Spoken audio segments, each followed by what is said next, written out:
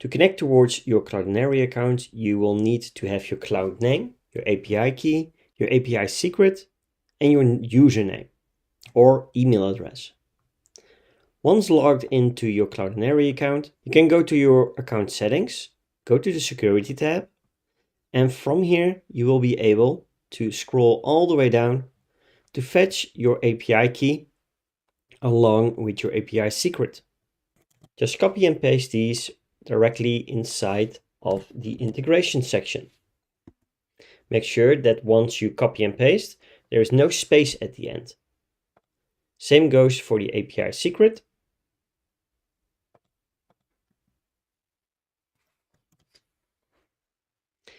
And the only thing left now is your cloud name and your user email address. You can find your account name by going to the account settings, scroll all the way down, and here you will have your account name. Just copy and paste this directly inside the integration. From here, you will see that your account is now verified and that you are able to use Cloudinary inside of your chatbots.